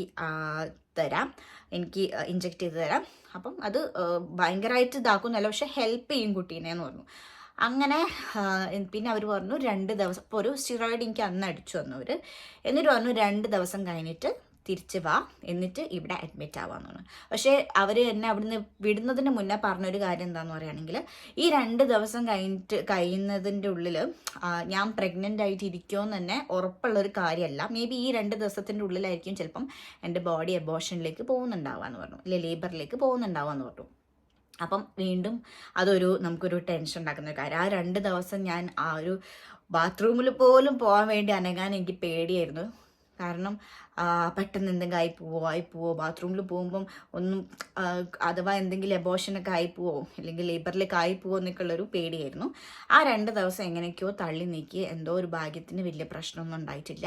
അങ്ങനെ 2 ദിവസത്തിന് ശേഷം ഹോസ്പിറ്റലിലേക്ക് താമസത്തിനായിട്ട് ഞാൻ ഫുള്ള് എൻ്റെ ബാഗൊക്കെ പാക്ക് ചെയ്തിട്ട് ഹോസ്പിറ്റലിലേക്ക് പോയി. അങ്ങനെ അന്ന് മുതൽ ഞാൻ അവിടെ അഡ്മിറ്റഡ് ആയി. അങ്ങനെ 2 മാസം കണ്ടിന്യൂസ് ആയിട്ട് ഞാൻ ഹോസ്പിറ്റലിൽ അഡ്മിറ്റഡ് ആയിരുന്നു. അപ്പം ഒരു 23 വീക്സിലാണ് ഞാൻ അവിടെ അഡ്മിറ്റ് ആയത്. അന്ന് മുതൽ വീക്കിലി 1-2 തവണ വീണ്ടും എൻ്റെ മെയിൻ അൾട്രാസൗണ്ട് ഉണ്ടാവാറുണ്ട്. ഒരു തവണ മാത്രം ചെറുതായിട്ട് ഫ്ലൂയിഡ് ലെവൽ ഒന്ന് കയറി വരുന്നുണ്ടായിരുന്നു. ശരിക്കും വേണ്ടത് ഒരു 7-8 സെൻറ്റിമീറ്റർ അല്ലെങ്കിൽ 8 to 10 സെൻറ്റിമീറ്റർ ആണ് ഫ്ലൂയിഡ് എങ്കിൽ എനിക്കുണ്ടായിരുന്നത് ലെസ് ദാൻ 1 സെൻറ്റിമീറ്ററാണ്. അപ്പം ഇല്ലെങ്കിൽ ചില സമയത്ത് 0 സെൻറ്റിമീറ്റർ, അവർക്ക് മെഷർ ചെയ്യാൻ പോലും പറ്റാത്തത്രയായിരുന്നു ഫ്ലൂയിഡ് ഉണ്ടായിരുന്നത്. അപ്പോൾ ഒരു രീതിയിലും ബേബിക്ക് സർവൈവ് ചെയ്യാൻ പറ്റാത്തൊരു അവസ്ഥയായിരുന്നു ശരിക്കും ഉണ്ടായിരുന്നത്. പക്ഷേ എന്തോ ഒരു ഇതിൽ ഇങ്ങനെ പ്രഗ്നൻസി മുന്നോട്ടേക്ക് പോകുന്നുണ്ടായിരുന്നു. ഈ സമയത്തൊക്കെ ത്രൂ ഔട്ട് എനിക്ക് ലീക്കിംഗ് ആയിരുന്നു കേട്ടോ. അതാണ് വേറൊരു കാര്യം. ത്രൂ ഔട്ട് എനിക്ക് ലീക്കിംഗ് ആയിരുന്നു. ഫസ്റ്റ് വാട്ടർ ബ്രേക്ക് ആയ സമയം മുതൽ എനിക്ക് കണ്ടിന്യൂസ് ഫ്ലൂയിഡ് ലീക്ക് ആയിക്കൊണ്ടിരിക്കുന്നു. അപ്പോൾ ആ സമയത്ത് ഞാൻ കുറേ റിസർച്ച് ചെയ്തിട്ടുണ്ട്. ഫ്ലൂയിഡ് കൂടാൻ വേണ്ടി എന്താ ചെയ്യുക, അത് കഴിക്കുക, ഇത് കഴിക്കുക, 100 കാര്യങ്ങൾ കഴിക്കാൻ വേണ്ടിയിട്ട് ഞാൻ കണ്ടിട്ടുണ്ടായിരുന്നു. അത് കഴിച്ചാൽ മതി, ഇത്. പക്ഷേ ഇതൊക്കെ ഈ സാക്ക് ബ്രേക്ക് ആവാത്ത ഒരാൾക്കാണെങ്കിൽ ചിലപ്പം എഫക്റ്റീവ് ആയിരിക്കും. പക്ഷേ എനിക്കിത് ബ്രേക്ക് ആയ സ്ഥിതിക്ക് ഞാൻ എന്ത് കഴിച്ചാലും കുടിച്ചാലും എത്ര വെള്ളം കുടിച്ചാൽ എന്ത് ഇതാക്കണം, ഫ്ലൂയിഡ് ഒരു ഭാഗത്ത് ഉണ്ടാവുന്നുണ്ടെങ്കിലും അതേ സമയത്ത് അത് ലീക്ക് ആയിക്കൊണ്ടിരിക്കുകയായിരുന്നു. 2 മാസം ഞാൻ മൊത്തം ഹോസ്പിറ്റലിലായിരുന്നു പറഞ്ഞല്ലോ. ആ ഹോസ്പിറ്റൽ ലൈഫും അത്ര സുഖമുള്ള ഒരു കാര്യമായിരുന്നില്ല. കാരണം നമുക്ക് ഒരുമിച്ച് നിൽക്കാൻ വേണ്ടി പറ്റുന്നുണ്ടായിരുന്നില്ല. നമുക്ക് ഒരാൾക്ക് മാത്രം അവിടെ അഡ്മിറ്റ് ആകാൻ പറ്റും. ഇപ്പോൾ ഞാൻ അഡ്മിറ്റ് ആവും, പക്ഷേ ബൈസ്റ്റാൻഡറായിട്ട് ആർക്കും നിൽക്കാൻ പറ്റില്ല. അവിടെ നഴ്സുമാരുണ്ടാവും എൻ്റെ കാര്യങ്ങളെന്നൊക്കെ നോക്കാൻ വേണ്ടിയിട്ട്. അപ്പം എൻ്റെ ഹസ്ബൻഡ് എനിക്ക് വിസിറ്ററിനെ പോലെ ഒരു ദിവസം വന്ന് കുറച്ച് നേരം വന്നിട്ട് പോവും, അങ്ങനെയായിരുന്നു. അപ്പം നമുക്ക് ഒട്ടും പരിചയമില്ലാത്തൊരു രാജ്യം, ഞാൻ ഇവിടെ വന്നിട്ട് അധിക കാലമൊന്നും ഉണ്ടായിരുന്നില്ല. ഒട്ടും പരിചയമില്ലാത്തൊരു കൺട്രി, ഒട്ടും പരിചയമില്ലാത്തൊരു സ്പേസ്, ഹോസ്പിറ്റൽ, ഒട്ടും ആളെ കൂടെ റൂം ഷെയർ ചെയ്തുകൊണ്ടായിരുന്നു. അതും ഈ 2 പേരാണെങ്കിൽ നടുവിൽ ഒരു കേർട്ടൻ വെച്ചിട്ട് മറച്ചിട്ടുണ്ടാവും. നമുക്ക് അങ്ങോട്ടും ഇങ്ങോട്ടും അറിയാൻ തന്നെ പറ്റില്ല. മേ ബി നമ്മൾ സംസാരിക്കുകയാണെങ്കിൽ അറിയാൻ മതി. ചില ആൾക്കാർ സംസാരിക്കും, ചില ആൾക്കാർ സംസാരിക്കില്ല. അപ്പം മൊത്തം പറയുകയാണെങ്കിൽ ഒരു റൂമിൽ അല്ലെങ്കിൽ ഒരു കേർട്ടൻ ഇട്ട ഒരു ഭാഗത്ത് നമ്മൾ ഒറ്റയ്ക്ക് ജീവിക്കുന്ന ഒരു ഇതായിരുന്നു. അപ്പോൾ ആ 2 മാസം ഭയങ്കര ഒരു ഇമോഷണലി ഭയങ്കര ഒരു വേറത്തിനൊരു ഫേസിലൂടെയായിരുന്നു ഞാൻ പോകുന്നുണ്ടായിരുന്നു. നമ്മൾ വിചാരിക്കണം കൂടെ വേണമെന്ന് വിചാരിക്കുന്ന ആൾക്കാരൊന്നും കൂടെ ഉണ്ടാവില്ല. അത് ഞാൻ ഒറ്റയ്ക്ക് തന്നെ പോകേണ്ട ഒരു സ്റ്റേജ് ആയിരുന്നു അത്. അപ്പോൾ അതെങ്ങനെയൊക്കെയോ ആണ് തള്ളി നീക്കിയത്. ആ 2 മാസം എങ്ങനെയാണ് പോയതെന്ന് എനിക്കറിയില്ല. ഞാൻ കാണുന്നുണ്ടായിരുന്നത് അവിടുത്തെ നഴ്സുമാരുടെ മുഖം, പിന്നെ അവിടുത്തെ മെഷീനുകളുമായിരുന്നു. BP ചെക്ക് ചെയ്യാൻ വേണ്ടി വരുന്ന മെഷീൻ, എൻ്റെ അടുത്ത് അവിടെ വേണ്ടി ഓരോ സാധനം ചെയ്യാൻ വേണ്ടിയിട്ട് വരുന്ന മെഷീനുകളും നഴ്സുമാരെയും മാത്രമേ കാണുന്നുണ്ടായിരുന്നു. പിന്നെ ഫുഡ് കൊണ്ടു തരുന്നു ചേച്ചി, ഇവരൊക്കെയാണ് സ്ഥിരം മുഖങ്ങൾ. ഞാൻ ഹോസ്പിറ്റലിലുള്ള ഈ ത്രൂ ഔട്ട് സമയവും ഈ ഡോക്ടേഴ്സും ഉള്ള ആൾക്കാരൊക്കെ എന്നോട് വീണ്ടും വന്ന് പറയാറ്, ഇത് നടക്കും തോന്നില്ല, നിങ്ങൾ 40 വീക്സ് വരെ, ഇപ്പം ഞാൻ 17 വീക്സ് എന്നാണ് ഒരു 23-24 വീക്സ് വരെ എത്തിച്ചിട്ട് അവിടെ അഡ്മിറ്റ് ആയത്. അപ്പോഴും അവരെന്നോട് വന്ന് പറയാറ്, നിങ്ങൾ 40 വീക്സ് തികച്ചിട്ടും കാര്യമില്ല, കാരണം ബേബിക്ക് ലങ് ഡെവലപ്പ് ആവണമെങ്കിൽ ഫ്ലൂയിഡ് വേണം, അതില്ല. അപ്പം ചിലപ്പം പ്രസവ ഉടനെ തന്നെ കുട്ടി പോവും. അതുകൊണ്ട് നിങ്ങൾ 40 വീക്സ് തികച്ചിട്ടും കാര്യമില്ല എന്ന് പറഞ്ഞു.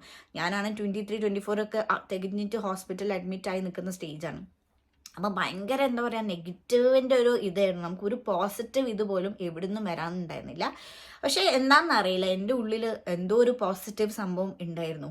പൊതുവേ ഞാൻ എല്ലാ കാര്യങ്ങളും ഭയങ്കര നെഗറ്റീവായിട്ട് കാണുന്ന ഒരാളാണ്. അയ്യോ അത് നടക്കില്ല, ഇത് നടക്കില്ല എന്ന് വിചാരിക്കുന്ന ഒരാളാണ് പൊതുവേ ബൈ നേച്ചർ. പക്ഷേ എന്താണെന്നറിയില്ല, ഈ ഒരു കാര്യം മാത്രം എനിക്ക് ഭയങ്കര പോസിറ്റീവ് ഫീലിംഗ് ഉണ്ടായിരുന്നു. നടക്കും, കുഴപ്പമുണ്ടാവില്ലായിരിക്കാം, എല്ലാം കറങ്ങി തിരിഞ്ഞ് നന്നായി വരും എന്നുള്ളൊരു പോസിറ്റീവ് ഫീലിംഗ് എന്തോ അത് മാത്രം എൻ്റെ ലൈഫിൽ എനിക്ക് പോസിറ്റീവായിട്ട് തോന്നിയൊരു കാര്യമുള്ളൂ.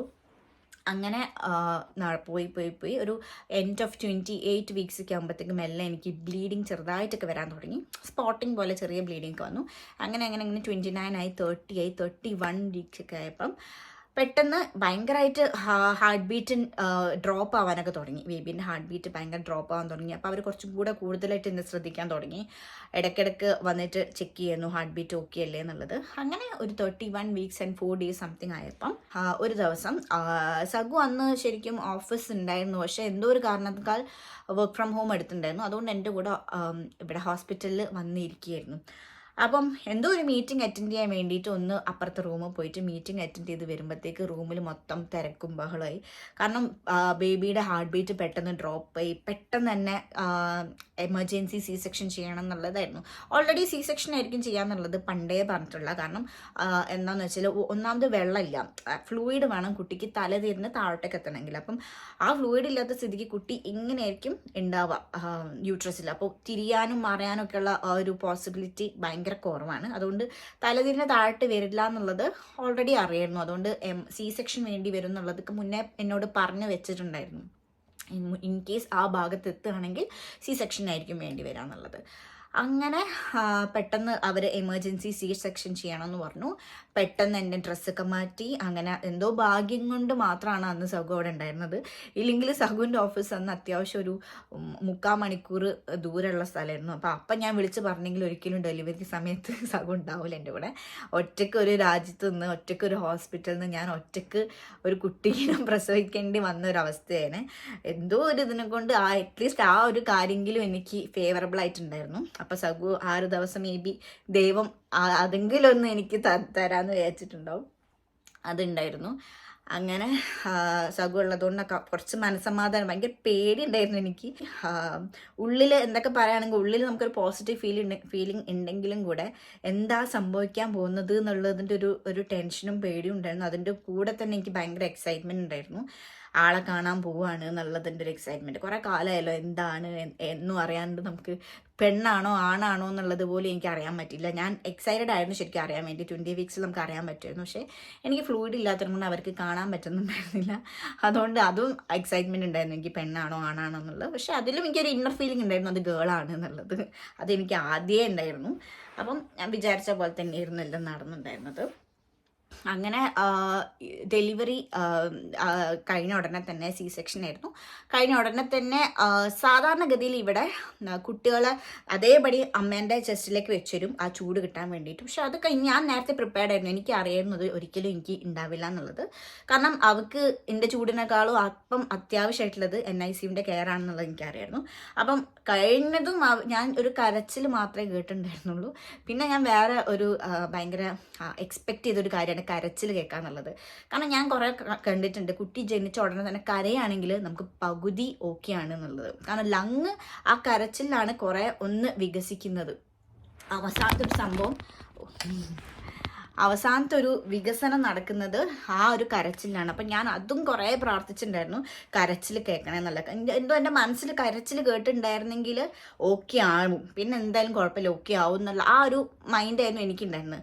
അപ്പോൾ എന്തോ ഭാഗ്യത്തിന് കരച്ചിലും കേട്ടപ്പോൾ എനിക്ക് പിന്നെ ഞാൻ ഓക്കെ ആയി, ഇനി കുഴപ്പമില്ല, ഇനിയിപ്പോൾ അവളെ NICUവിൽ പോട്ടെ എന്ന് പറഞ്ഞിട്ട് ഞാൻ നിന്നു. അങ്ങനെ പെട്ടെന്ന് കൊണ്ടുപോയി ഞാനൊരു നോക്ക് പോലും കണ്ടിട്ടില്ല. അതേപടി സഗുവിനും അവർ വിളിച്ചു. സഗു പോയിട്ട് NICUവിൽ പോയി കണ്ടു. അത് കഴിഞ്ഞ് പെട്ടെന്ന് ഞാൻ കുറച്ച് അത്യാവശ്യം സെഡേറ്റഡ് ആയിരുന്നു. പെട്ടെന്ന് ഒരു നേഴ്സ് വന്നിട്ട് എനിക്കൊരു ഫോട്ടോ കാണിച്ചു തന്നു. അപ്പോൾ ഞാൻ ഇതാണ് ബേബി എന്നുള്ളതിൽ എനിക്ക് ഫോട്ടോയും കാണിച്ചു തന്നു. പക്ഷെ ആ ഫോട്ടോ പോലും എനിക്ക് കറക്റ്റ് ഓർമ്മയില്ല. മുഖത്ത് എന്തൊക്കെയൊക്കെയോ ആയിക്കൊണ്ടൊക്കെയായിരുന്നു. നമുക്ക് എടുത്ത് അവർ മര്യാദ ക്ലീൻ ചെയ്തിട്ടൊന്നുമില്ല. അതേപടി എനിക്ക് ഫോട്ടോ കാണിച്ചു തന്നത്. അപ്പോൾ എനിക്ക് ഒന്നും ക്ലിയർ ആയിട്ട് ഇപ്പോൾ ഓർമ്മയില്ല എങ്ങനെയാണുള്ളതെന്നൊന്നും. ഒരു ഫോട്ടോ കാണിച്ചിരുന്നു. ഇവിടെയൊക്കെ എന്തൊക്കെയോ സാധനങ്ങളൊക്കെ ഉണ്ടായിരുന്നു. അത് മാത്രം എനിക്ക് മനസ്സിലായി. ബ്ലഡൊക്കെ എന്ന് തോന്നുന്നു എന്തൊക്കെയോ ഉണ്ടായിരുന്നു. അത് മാത്രം എനിക്ക് മനസ്സിലായത്. അതോടെ ഞാൻ പിന്നെ അത്ര ഓർമ്മയില്ല എനിക്ക് പിന്നെ ഒന്നും.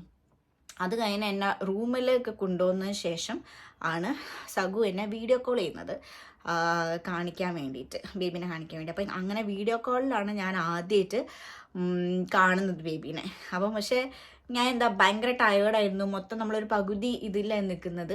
ഞാൻ ആ സമയത്തൊരു ഫോട്ടോ എടുത്തിട്ടുണ്ടായിരുന്നു, സ്ക്രീൻഷോട്ട് എടുത്തിട്ടുണ്ടായിരുന്നു കാണാൻ വേണ്ടിയിട്ട്. സഗു ആ സമയത്ത് എന്താണെന്ന് അറിയില്ല, ഫോട്ടോ ഒന്നും എടുത്തിട്ടില്ലായിരുന്നു. മേ ബി അവൾ ജനിച്ച ഉടനെ തന്നെ അവൾ വെന്റിലേറ്ററിലായിരുന്നു. ഭയങ്കര ഒരു സിവിയർലി മോശമായിട്ടുള്ളൊരു അവസ്ഥയിലായിരുന്നു ഉണ്ടായിരുന്നത്. അതുകൊണ്ടായിരിക്കാം ചിലപ്പോൾ ഫോട്ടോ ഒന്നും എടുക്കാൻ. അപ്പോൾ വീഡിയോ കോൾ വിളിച്ചപ്പോൾ ഞാൻ എനിക്ക് അപ്പോൾ ഒരു സ്ക്രീൻഷോട്ട് എടുക്കാൻ വേണ്ടി തോന്നിയിട്ട് ഒരു സ്ക്രീൻഷോട്ട് എടുത്തിട്ടുണ്ടായിരുന്നു. അതാണ് എനിക്ക് ആദ്യമായിട്ടുള്ള ഒരു ഫോട്ടോ എന്ന് പറയാൻ എനിക്ക് എൻ്റെ കയ്യിൽ ഉള്ളത്. അപ്പം അതാണ് എനിക്ക് ഫസ്റ്റ് ഞാൻ കണ്ടൊരു മെമ്മറി എന്ന് പറയുന്നത്. പിന്നെ അതിന് ശേഷം മെല്ലെ ഞാൻ നടക്കാനൊക്കെ തുടങ്ങി. അവളെ NICUവിൽ പോയി കാണാൻ തുടങ്ങി. അവൾ അപ്പോഴും ഭയങ്കര ഇതിലായിരുന്നു. ഫുൾ സപ്പോർട്ടായിരുന്നു അവർക്ക് ഹോസ്പിറ്റലിൽ നിന്ന് കൊടുക്കുന്നുണ്ടായിരുന്നു. 100% ഓക്സിജൻ കൊടുക്കുന്നുണ്ടായിരുന്നു. അങ്ങനെ കുറേ എക്സ്റ്റേണൽ സപ്പോർട്ട് കാരണം വെന്റിലേറ്ററിലായിരുന്നു അവൾ നിൽക്കുന്നുണ്ടായിരുന്നത്. അപ്പം ഒരു ദിവസം കഴിഞ്ഞപ്പം ഞങ്ങൾ കാണാൻ വേണ്ടി പോയപ്പം ഞാൻ ഹാപ്പി ആയിരുന്നു. കാരണം ഓക്കെ, എനിക്കറിയാം അവൾ ഹോസ്പിറ്റലിലായിരിക്കും എന്തായാലും എന്നുള്ളത്. അറ്റ്ലീസ്റ്റ് അവൾ എനിക്ക് അതൊരു ടെൻഷൻ ഉണ്ടായിരുന്നു. കാരണം ചില ഈ പ്രീമിച്വറായിട്ട് ജനിച്ച കുട്ടികളൊക്കെ ചിലപ്പം മൊത്തത്തിൽ വളർന്നുണ്ടാവില്ല. അപ്പോൾ എന്ത് അവസ്ഥയിലാണ് പുറത്തേക്ക് വരുന്നത് നമുക്കറിയില്ലല്ലോ. അപ്പോൾ അതെനിക്ക് ചെറിയൊരു ടെൻഷൻ ആയിരുന്നു. പക്ഷെ അവൾ കുഴപ്പമില്ല, അവൾ കാണാൻ നമ്മളൊരു മനുഷ്യക്കുട്ടീനെ പോലെ തന്നെയാണ് വന്നത്. അപ്പം എനിക്ക് കാണുമ്പോൾ എനിക്ക് ഭയങ്കര അയ്യോ അങ്ങനത്തെ ഒരു ഫീലിംഗ് ഒന്നും ഉണ്ടായിട്ടില്ല. പക്ഷെ ഭയങ്കര കുഞ്ഞായിരുന്നു, ഇത്രയേ ഉണ്ടായിരുന്നുള്ളൂ, ആ ഒരു ഇതേ ഉള്ളൂ. അത് നമുക്ക് എക്സ്പെക്റ്റ് ചെയ്യാവുന്നതാണ്. 31 വീക്സ് എന്ന് പറയുന്നത് ഭയങ്കര ഏർലിയാണ്. അപ്പോൾ ഭയങ്കര ചെറുതാണെങ്കിലും ഒരു മനുഷ്യക്കുട്ടീൻ്റെ കോലത്തിൽ തന്നെ വന്നത്. അപ്പോൾ അതുകൊണ്ട് എനിക്ക് ആ ഒരു ടെൻഷനില്ലായിരുന്നു. അപ്പോൾ അതൊക്കെ കഴിഞ്ഞ് ഒരു ദിവസം കഴിഞ്ഞപ്പം ഡോക്ടർ അവിടെ എത്തിയപ്പം ഞങ്ങൾ NICUവിൽ എത്തിയപ്പം നേഴ്സ് പറഞ്ഞു ഇന്ന് കഡിൽസിന് വേണ്ടിയിട്ട് തരുമെന്ന് പറഞ്ഞു, ബേബീനെ കഡിൽ ചെയ്യാൻ വേണ്ടി. അപ്പം ഞാൻ അന്ന് ടെൻഷനായി. കാരണം ഇത്രയേ ഉണ്ടായിരുന്നുള്ളൂ. ഇത്രയാണെങ്കിലും ഒരു 100 വയറുകൾ ഇങ്ങനെ പോകുന്നുണ്ടായിരുന്നു. മുഖ കൂടിയും വായ കൂടിയും എല്ലാ സ്ഥലത്തു കൂടിയും ഓരോ വയറുകൾ സപ്പോർട്ടിനായിട്ട് പോകുന്നുണ്ടായിരുന്നു. അപ്പം അങ്ങനെ ഒരാളെ എങ്ങനെയാണ് എനിക്ക് എടുക്കാൻ വേണ്ടി തരാമെന്ന് ആലോചിച്ച് ഞാൻ ഒന്ന് അയ്യോ ടെൻഷനായി. പക്ഷേ അതേസമയം ഞാൻ എക്സൈറ്റഡ് ആയിരുന്നു എടുക്കാൻ വേണ്ടി. കാരണം ഞാനിങ്ങനെ ഇങ്ങനെ തൊട്ട് നോക്കുക എന്നല്ലാണ്ട് ഇതുവരെ എടുത്തിട്ടില്ലായിരുന്നു. അപ്പം അതിൻ്റെ ഒരു എക്സൈറ്റ്മെൻറ്റ് ഉണ്ടായിരുന്നു. അപ്പോൾ ഇതിങ്ങനെ പറഞ്ഞ സമയത്ത് തന്നെ ഡോക്ടേഴ്സ് വന്നു. ഡോക്ടറായിട്ടൊരു മീറ്റിംഗ് ഉണ്ടെന്ന് പറഞ്ഞു. അങ്ങനെ ഞങ്ങൾ ഡോക്ടറായിട്ട് മീറ്റിങ്ങിന് പോയി. അങ്ങനെ മീറ്റിങ്ങിന് പോയ സമയത്ത് അവർ പറഞ്ഞു ബേബി ഇന്നൊരു ദിവസം കടന്ന് കിട്ടുമോ എന്നുള്ളത് സംശയമാണ് അവർക്ക്. സംശയം എന്നല്ല, കടന്ന് കിട്ടില്ല എന്ന് തന്നെ അവർ പറഞ്ഞത്. കാരണം എന്താ വെച്ചാൽ 100% എല്ലാ സപ്പോർട്ടും അവർ കൊടുക്കുന്നുണ്ട്. ഓക്സിജൻ മാത്രമല്ല, അതുകൂടാണ്ട് നൈട്രിക് ഓക്സൈഡോ എന്തൊക്കെയോ സാധനങ്ങൾ അവർക്ക് എക്സ്ട്രാ കൊടുക്കുന്നുണ്ട്. അതിലെന്തെങ്കിലും ഒരു സാധനം അവർ ഒഴിവാക്കുകയാണെങ്കിൽ ബേബി നിന്ന് പോവില്ല എന്ന് പറഞ്ഞു. അപ്പോൾ അവർക്ക് ഇത് കണ്ടിന്യൂസ് ആയിട്ട് കുറേ കാലം കൊടുത്തുകൊണ്ട് നിൽക്കാൻ പറ്റില്ല. അപ്പം മെല്ലെ ബേബി എടുത്ത് സ്വന്തമായിട്ട് ഒന്ന് ചെയ്യാൻ പറ്റുന്നില്ലെങ്കിൽ അവർക്ക് ഫുൾ എപ്പോഴും സപ്പോർട്ട് പുറത്തുനിന്ന് കൊടുത്തിട്ട് ഇതാക്കാൻ പറ്റണം എന്നില്ല. അപ്പോൾ ഇന്നൊരു ദിവസം കടന്ന് കിട്ടും തോന്നില്ല എന്ന് പറഞ്ഞു. തോന്നില്ല എന്നല്ല, ഉറപ്പിച്ചിട്ട് തന്നെ പറഞ്ഞു കടന്ന് കിട്ടില്ല എന്ന്. അപ്പോൾ അത് കേട്ടന ഉടനെ വീണ്ടും എന്താ പറയാന്ന് നമുക്ക് അറിയില്ല. ഫുള്ള് വിഷമമായി, കരച്ചിലായി. എനിക്ക് മനസ്സിലാവുന്നുണ്ടായിരുന്നില്ല അതെങ്ങനെയാണ് ഇങ്ങനൊരു ന്യൂസ് നമ്മൾ കേൾക്കുമ്പം നമ്മൾ മൊത്തം സ്റ്റക്കായി പോയില്ല. അങ്ങനത്തെ ഒരു അവസ്ഥയിൽ കൂടെ ആയിരുന്നു പോയിണ്ടായിരുന്നു. എന്താ മനസ്സിലാവുന്നില്ല, എന്താ ചെയ്യേണ്ടതെന്ന് അറിയില്ല. വീണ്ടും ഹെൽപ്ലെസ്നെസ്. ഒരു എന്താ പറയുക, ആരോട് ചോദിക്കണം, ഹെൽപ്പ് ചോദിക്കണം, ആരെ കൈയും കാലും പിടിച്ചാലാണ് ഇതൊന്ന് ശരിയാക്കി കിട്ടുക, അല്ലെങ്കിൽ അവളെ ഒന്ന് എനിക്ക് കറക്റ്റായിട്ട് ഒരു പ്രശ്നവും ഇല്ലാണ്ടൊന്ന് കിട്ടുക എന്നൊക്കെ ഉള്ളത് ആലോചിച്ചു, കരഞ്ഞു. പക്ഷേ വെറുതെ ആണെന്നുള്ളത് അറിയാം. കാരണം ഡോക്ടേഴ്സ് തന്നെ പറയുന്നത് കിട്ടില്ല, കടന്ന് കിട്ടില്ല എന്നാൽ നമ്മൾ പിന്നെ ആരോട് ചോദിക്കാനാണ്? കുറേ ദൈവത്തിനോട് പ്രാർത്ഥിക്കാമെന്നല്ലാണ്ട് നമ്മുടെ കയ്യിലൊന്നും ഇല്ലല്ലോ. അങ്ങനെ കുറേ കരഞ്ഞും വിഷമിച്ചും ഞങ്ങൾ അവളുടെ അടുത്ത് ഇരിക്കാമെന്ന് ചോദിച്ചു. ആ ഒരു ദിവസം കടന്ന് കിട്ടില്ല എന്ന് പറയുമ്പോൾ പിന്നെ നമുക്ക് വേറെ ഒന്നും ചെയ്യാനില്ല. ബാക്കിയുള്ള സമയം അവളുടെ അടുത്ത് ഇരിക്കാന്നേ ഉള്ളൂ. അങ്ങനെ അവിടെ പോയിരുന്നു. ഞങ്ങൾ ഇങ്ങനെ വർത്താനൊക്കെ പറയുന്നത് എന്തൊക്കെയോ അവൾക്കൊന്നും മനസ്സിലാവുന്നില്ല എന്നറിയാം. പക്ഷെ എന്നാലും ഞങ്ങൾ അങ്ങോട്ടും ഇങ്ങോട്ടും നോക്കി എന്തൊക്കെയോ സംസാരിച്ചുകൊണ്ടിരിക്കുന്നുണ്ടായിരുന്നു. കുറച്ച് നേരം കഴിഞ്ഞപ്പം എനിക്കറിയില്ല, ഞാൻ വിശ്വസിക്കുന്നത് ഞങ്ങളുടെ സംസാരം കേട്ടിട്ടാണ്, എന്താണെന്നൊന്നും എനിക്കറിയില്ല. പക്ഷെ ഞാൻ ശരിക്കും വിശ്വസിക്കുന്നത് കറക്റ്റ് ആ ഒരു ഞങ്ങൾ കുറേ അവളോട് സംസാരിച്ചുകൊണ്ടിരിക്കുന്നത് എന്താന്നൊക്കെ ചോദിച്ചു കുറേ എന്തൊക്കെയോ സംസാരിച്ചു. ആ സംസാരിച്ചുകൊണ്ട് നിൽക്കുന്ന സമയത്ത് തന്നെയാണ് ഇവൾക്ക് മെല്ലെ ഇവൾക്ക് ഇമ്പ്രൂവ്മെൻറ്റ്സ് വന്നു തുടങ്ങുന്നുണ്ടായിരുന്നത്. അപ്പം ഞങ്ങൾ സംസാരിച്ചുകൊണ്ട് നിൽക്കുമ്പം തന്നെ നേഴ്സ് പോയിട്ട് ഇപ്പോൾ 100% ആണ് ഓക്സിജൻ അവൾക്ക് കൊടുക്കുന്നതെങ്കിൽ സംസാരിച്ചുകൊണ്ട് നിൽക്കുന്ന സമയത്ത് തന്നെ അവൾക്ക് അപ്പം അങ്ങനെ ഞങ്ങൾ മുന്നിൽ തന്നെ ഞങ്ങൾ സംസാരിച്ചുകൊണ്ട് നിൽക്കുമ്പോൾ തന്നെ ഓക്സിജൻ കുറയ്ക്കുമ്പം തന്നെ നമുക്കൊരു എന്താ പറയുക, ഒരു ഹോപ്പ് വരാൻ തുടങ്ങി. എനിക്ക് മനസ്സിലപ്പം തന്നെ അവർ കുറയ്ക്കുന്നുണ്ട്. അത് കഴിഞ്ഞ് ഞങ്ങൾ വീണ്ടും സംസാരിച്ചുകൊണ്ട് നിൽക്കുമ്പോൾ വീണ്ടും വന്ന് കുറയ്ക്കും. അപ്പോൾ അത് കാണുമ്പോൾ തന്നെ നമുക്കൊരു ഹോപ്പ് വന്നു. അപ്പം എനിക്ക് എൻ്റെ മനസ്സിലെന്തോ വീണ്ടും ഒരു പോസിറ്റീവ് ഫീലിംഗ് വരാൻ തുടങ്ങി. അതുവരെ ഇനി പോകാൻ പോകുന്ന ഒരാളോട് നമ്മൾ എങ്ങനെയാണോ സംസാരിക്കുന്നത് അങ്ങനെയായിരുന്നു. ഇന്ന് നമുക്ക് കിട്ടില്ല, പോവാണ്, അതിന് മുന്നേ നമ്മൾ എങ്ങനെയാണോ സംസാരിച്ചുകൊണ്ടിരിക്കുന്നത് ആ ഒരു ഇതിന്ന് എനിക്ക് പെട്ടെന്ന് ഭയങ്കരമായിട്ടൊരു പോസിറ്റീവ് ഫീലിംഗ് വന്നു. ഇനി ശരിയാവും എന്നുള്ളൊരു ഇത് തന്നെ വന്നത്. പിന്നെ അതിനുശേഷം ഞാൻ റൂമിലേക്ക് വന്നു. പിന്നെ എനിക്ക് പമ്പ് ചെയ്യണം. ആ സമയത്ത് നമുക്ക് ബ്രസ്റ്റ് ഫീഡിങ് ഒന്നും പറ്റില്ല, കാരണം ഓക്സിജനിലാണുള്ളത്. അപ്പോൾ പമ്പ് ചെയ്യണം. അപ്പോൾ രാത്രിയൊക്കെ പമ്പ് ചെയ്തിട്ട് പാലെടുത്തിട്ട് ഒരു ഇത് തരും, അതിലാക്കിയിട്ട് സഗു കൊണ്ട് കൊടുക്കുകയാണ് ചെയ്യാറ്. NICUവിൽ പോയിട്ട് കൊടുക്കും. ഞാൻ റൂമിലായിരിക്കും ഉണ്ടാവുക. ഞാൻ അപ്പോഴും ഹോസ്പിറ്റലിൽ ഡിസ്ചാർജ് ആയിട്ടില്ല, അവിടെ തന്നെ ഉണ്ടായിരുന്നത്. അപ്പം പാലെടുത്ത് കൊടുക്കുമ്പം ഓരോ സമയത്തും ഈ 2 മണിക്കൂർ കൂടുമ്പോൾ 3 മണിക്കൂർ കൂടുമ്പോഴായിരുന്നു ആ സമയത്ത് നമ്മൾ പമ്പ് ചെയ്യുന്നുണ്ടായിരുന്നത്. അപ്പം ആ സമയത്ത് ഓരോ സമയത്തും പാൽ കൊടുക്കാൻ വേണ്ടി പോകുമ്പോഴും നമ്മൾ നോക്കുമ്പം ഓരോരോ സമയത്തും ബേബിക്ക് കൊടുക്കുന്ന ഓക്സിജൻ കുറഞ്ഞു വന്നു. അങ്ങനെ 100ന്ന് അവർ 98 ആയി, 97 ആയി, 95 ആയി, 90 ആയി, പിന്നെ 80s അങ്ങനെ പെട്ടെന്ന് നല്ലോണം കുറഞ്ഞു വന്നു. അപ്പം നമുക്ക് എന്താ പറയുക, ഭയങ്കര ഒരു ഹോപ്പാണ് വന്നിട്ടുണ്ടായിരുന്നത്, പെട്ടെന്ന് ശരിയാവും എല്ലാം, ഇങ്ങനെ തന്നെ അവൾ മെല്ലെ മെല്ലെ ഇതായി വരും എന്നുള്ള ഭയങ്കര ഒരു പോസിറ്റീവ് ഫീലിംഗ് അപ്പം തന്നെ നന്നായിട്ട് വന്നിട്ടുണ്ടായിരുന്നു. പിന്നെ ഒരു എക്സൈറ്റ്മെൻ്റ് ആയിരുന്നു നമുക്ക് ഓരോ സമയം അവളെ കാണാൻ വേണ്ടി പോകുമ്പോൾ എത്രമാത്രം കുറഞ്ഞു നോക്കാൻ വേണ്ടിയിട്ട്. അപ്പം ഓരോ പെർസെൻറ്റേജ് കുറയും തോറും അവൾ തിരിച്ച് നോർമൽ ഇതിലേക്ക് വന്നുകൊണ്ടിരിക്കുകയാണ് എന്നുള്ളൊരു ഇതായിരുന്നു. പിന്നെ ഒരു പീരീഡൊക്കെ കഴിഞ്ഞപ്പോൾ ഒരു 35 ആ ഒരു പെർസെൻറ്റേജിൽ വരെ എത്തി അവൾ. അത്രയ്ക്ക് എത്തിക്കഴിഞ്ഞതിന് ശേഷം പിന്നീടുള്ള കുറയുന്നത് കുറച്ച് സമയം എടുത്തിട്ടുണ്ടായിരുന്നു. അപ്പോൾ അവൾ സ്റ്റാർട്ട് ചെയ്തത് വെന്റിലേറ്ററിലായിരുന്നു. വെന്റിലേറ്ററിൽ സ്റ്റാർട്ട് ചെയ്തിട്ട് അടുത്തത് CPAP എന്ന് പറഞ്ഞൊരു സെറ്റിങ്ങിലേക്ക് പോയി തായയിലൊക്കെ വെച്ചിട്ടൊരു സംഭവമായിരുന്നു. അപ്പോൾ അത് ഭയങ്കര ബുദ്ധിമുട്ടുള്ളൊരു സംഭവമായിരുന്നു. അവൾ ഭയങ്കര കരച്ചിലായിരുന്നു, എപ്പോഴും വിഷമത്തിലായിരുന്നു, എപ്പോഴും കണ്ണ് നിറഞ്ഞുകൊണ്ടായിരുന്നു ആ ഒരു CPAP യൂസ് ചെയ്ത സമയത്ത്. പിന്നെ അതിൽ നിന്ന് മാറിയിട്ട് അവർ ഹൈ ഫ്ലോ ഓക്സിജനിലേക്ക് മാറി. അതിന്നും മാറിയിട്ട് ലോ ഫ്ലോ ഓക്സിജൻ എന്ന് പറഞ്ഞൊരു സെറ്റപ്പിലേക്ക് മാറി. അപ്പോൾ ത്രൂ ഔട്ട് ഈ ഒരു സംഭവം നമ്മൾ മൂന്ന് ഹോസ്പിറ്റലിൽ നമ്മൾ നിന്നിട്ടുണ്ടായിരുന്നു. അവസാനം ഒരു ഹോസ്പിറ്റലിൽ നിന്നതിൽ അവൾ ലോ ഫ്ലോ ഓക്സിജനിലായിരുന്നു. അവിടെ നിന്നാണ് അവൾ ഡിസ്ചാർജ് ചെയ്തത്. അപ്പം അപ്പോഴും അവൾക്ക് ഓക്സിജൻ ഉണ്ടായിരുന്നു, ഫീഡിങ് ട്യൂബും ഉണ്ടായിരുന്നു. കാരണം അവൾക്ക് ആദ്യമേ ഇങ്ങനെ ട്യൂബിൽ കൂടെ പാല് കൊടുത്ത് അവൾക്ക് സക്ക് ചെയ്യാൻ തീരെ അറിയുന്നുണ്ടായിരുന്നില്ല. അപ്പോൾ ത്രൂ ഔട്ട് ഞാൻ അവൾക്ക് പമ്പ് ചെയ്തിട്ടായിരുന്നു കൊടുക്കാറ് ഫുൾ ടൈം. അപ്പം സക്കിങ് തീരെ അറിയാത്തത് കൊണ്ട് തന്നെ ഫുൾ ട്യൂബ് കൂടെയായിരുന്നു കൊടുക്കേണ്ടി വന്നത്. അപ്പം 40 ആഴ്ചയും അവൾ തികഞ്ഞു കഴിഞ്ഞാൽ പിന്നെ അവർ ഹോസ്പിറ്റലിൽ അധികം മാക്സിമം നിർത്താതിരിക്കാൻ നോക്കും. അപ്പം 40 വീക്സ് പ്ലസ് ഒക്കെ ആയപ്പം പിന്നെ അവർ ഡിസ്ചാർജ് നോക്കി. ഡിസ്ചാർജ് ചെയ്തപ്പം അവൾക്ക് വിത്ത് ഓക്സിജൻ ആണ് അവളെ വീട്ടിലേക്ക് കൊണ്ടുവന്നത്. നമുക്ക് ഓക്സിജൻ്റെ ഒരു ടാങ്കും ഫുൾ സെറ്റപ്പ് ഉണ്ടായിരുന്നു, ഫുൾ ഓക്സിജനിലും. അതുപോലെ ഫീഡിങ് ട്യൂബിലൂടെയാണ് പാല് കൊടുത്തുകൊണ്ടിരുന്നത്. അതും അവൾ പഠിക്കുന്നേ ഉണ്ടായിരുന്നുള്ളൂ. അപ്പോൾ ആ സമയത്ത് ഫീഡിങ് ട്യൂബും എല്ലാം ആയിട്ടാണ് വീട്ടിലേക്ക് വന്നത്.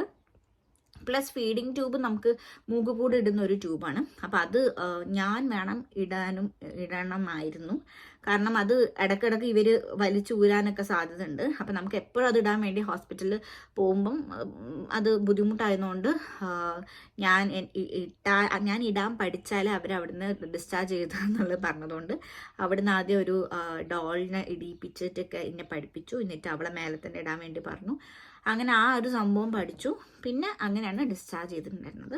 അപ്പോൾ ഒരു 3 months വരെ അവൾ 31 വീക്സിൽ ജനിച്ചതിന് ശേഷം പിന്നെ 3 months അവൾ ഹോസ്പിറ്റലിലായിരുന്നു.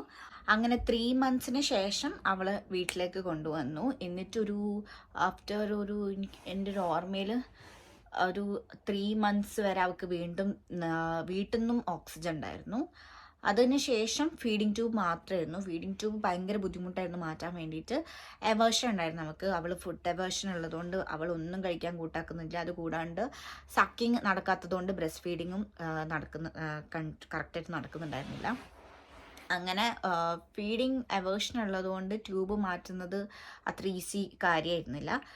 അപ്പോൾ അതെല്ലാം കൂടിയിട്ട് അതിൻ്റെ സ്ട്രഗിളും കുറേ ഉണ്ടായിരുന്നു. അങ്ങനെ എല്ലാം കൂടെ അവൾക്ക് 1 വയസ്സാവുന്ന സമയത്ത് നമ്മൾ നാട്ടിൽ പോയതിന് ശേഷമാണ് അവളെ നാട്ടിലത്തെ ഡോക്ടറെ കാണിച്ചിട്ട് ട്യൂബ് ഊരാൻ വേണ്ടിയിട്ട് ഒരു 1 month പ്ലാൻ വെച്ചിട്ട് നമ്മൾ ഫീഡിങ് ട്യൂബ് ഊരിയത്.